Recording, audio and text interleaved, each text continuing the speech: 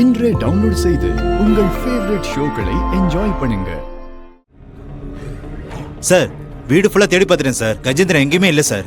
ஆமாய்யா, நானும் தேடி பார்த்துட்டேன். அந்த ஆள் வீட்டில் இல்லை போல இருக்கு.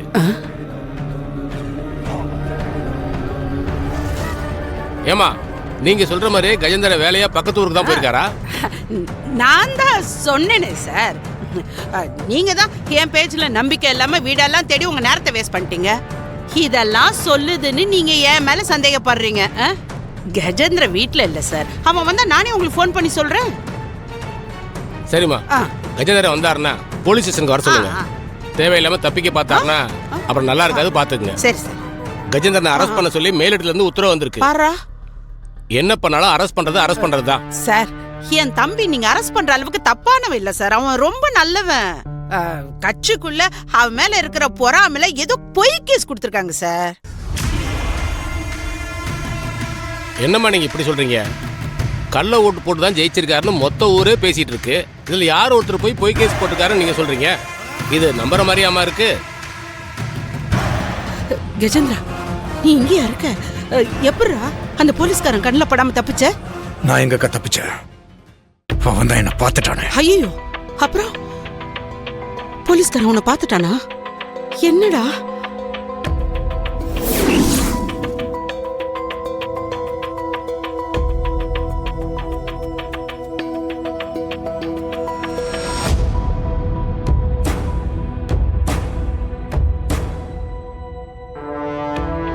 யோ கஜேந்திரா, என்ன கூடைகள் வந்து ஒளிஞ்சிட்டு இருக்க?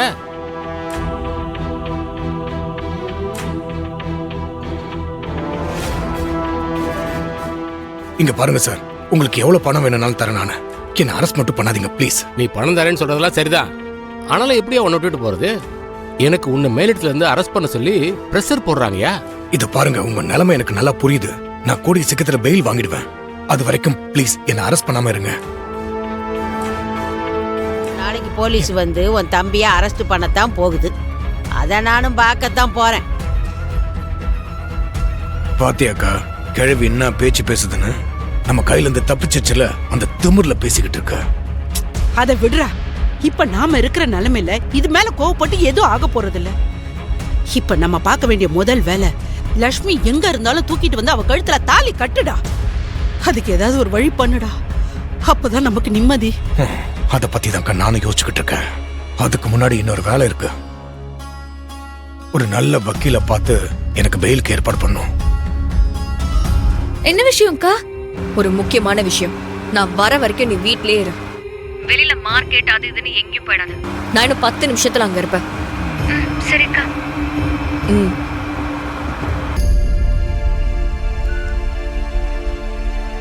அக்கா ஏதோ முக்கியமான விஷயமா இங்க வந்துட்டு இருக்கிறதா சொல்றாங்க.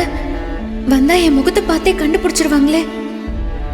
நடந்த விஷயம் திவ்யாக்காக்கு தெரிஞ்சா பெரிய பிரச்சனை ஆயிடும். அக்கா சும்மா விட மாட்டாங்க, சண்டை போடுவாங்க. நம்ம இன்னைக்கு நைட்டு யாருக்கும் தெரியாம போயிடலான்னு பார்த்தா அதுக்குள்ள திவ்யாக்காக்கு தெரிஞ்சு அவரு நம்மள பார்த்துட்டா அவ்வளவுதான். கடவுளே, இன்னைக்கு ராத்திரி எல்லாரும் தூங்கினதும் நான் போயிடணும். அது வரைக்கும் எந்த பிரச்சனையும் வராம பாத்துக்கோ. மகா வலையில எடுத்துட்டாளா? என்ன தாத்தா சொல்றீங்க? காலையில இங்க என்ன நடந்துச்சு?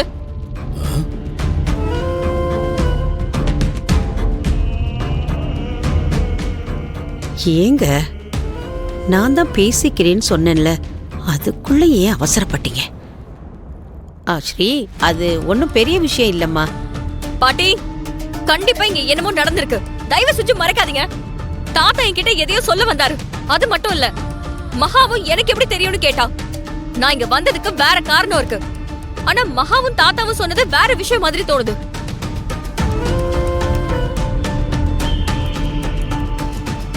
மகா போன்ல பேசும்போது சரியா பேசவே இல்ல. அப்பவே இவ ஏன் இப்படி பேசுறான்னு நான் யோசிச்சேன். இப்ப இங்க வந்து பார்த்தா அவ முகம் அழுத மாதிரி இருக்கு. எதையும் என்கிட்ட மறைக்க ட்ரை பண்ணாதீங்க. என்ன நடந்துச்சுன்னு சொல்லுங்க.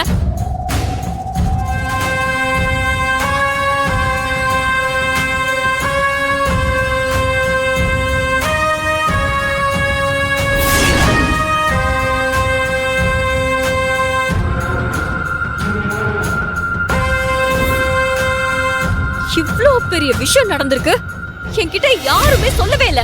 என்ன பண்ணிக்கிட்டு இருக்கீங்க?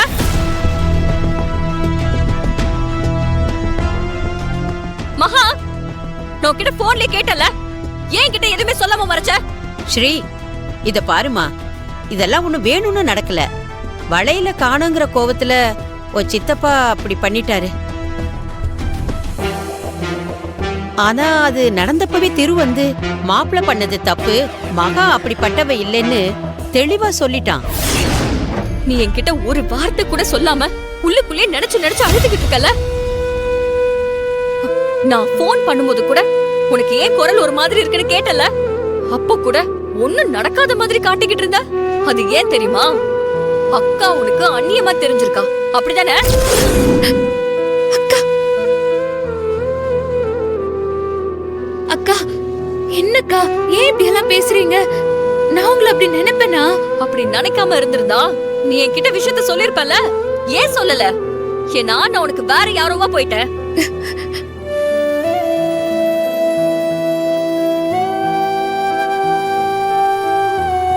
அக்கா அப்படியெல்லாம் இல்லக்கா.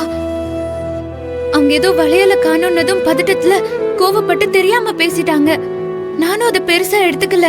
சும்மா சொல்லாத மகா, எனக்கு உன்னை பத்தி நல்லா தெரியும். அவங்க உன்னை வளையல் திருடேன்னு சொல்லும் போதும், உன்னை அசிங்கப்படுத்தி உன் பேக்க செக் பண்ணி பார்க்கும் போதும் நீ என்ன பாடுபட்டிருப்ப, உன் மனசு எப்படி வலிச்சிருக்குன்னு எனக்கு நல்லா தெரியும். அந்த வளையல் எப்படி உன் பேக் உள்ள வந்துச்சு? கண்டிப்பா அதை நீ எடுத்திருக்க மாட்ட. அப்போ இந்த வீட்ல இருக்கிற யாரோ ஒருத்தர் நீங்க இருக்கிறது பிடிக்காம உன்னை கார்னர் பண்ணி உன் மேல இப்படி ஒரு பழிய போட்டு உன்னை இந்த வீட்டை விட்டு அனுப்புறதுக்கு பிளான் பண்றாங்கன்னு எனக்கு தோணுது. அம்மா ஸ்ரீ, வேண்டாம்மா. இத பத்தி பேசினா இது இப்ப முடியாது. திரும்ப திரும்ப இந்த பிரச்சனையை கிளற வேண்டாம், விட்டுறலாம். அதான் சொல்றேனே, காலையிலேயே திரு மாப்பிள்ளை கிட்ட நிறைய பேசிட்டான். இனி இந்த மாதிரி நடக்கவே நடக்காது. என்ன ஸ்ரீ சொல்ற? திருட மகாவை அடிச்சிட்டு நகையை புடிங்கிட்டு போயிட்டானா? ஆமா சித்தி, இது சம்பந்தமா நான் போன வாரம் தான் போலீஸ்ல ஆன்லைன் கம்ப்ளைண்ட் கொடுத்து ரைஸ் பண்ணிருந்தேன். அது சம்பந்தமா அந்த திருட்டு நடந்த ஏரியாவோட இன்ஸ்பெக்டர் அத பத்தி மகா கிட்ட விசாரிக்கணும்னு போன் பண்ணி சொன்னாரு. நானும் அவருக்கு நம்ம வீட்டோட லொகேஷனை ஷேர் பண்ணிட்டு கிளம்பி இங்க வந்தேன். ஆனா இங்க வந்து பார்த்தா நடக்க கூடாத விஷயம் எல்லாமே நடந்திருக்கு. என்னது, இந்த வீட்டுக்கு போலீஸ் வருதா? மகா, இங்க வா.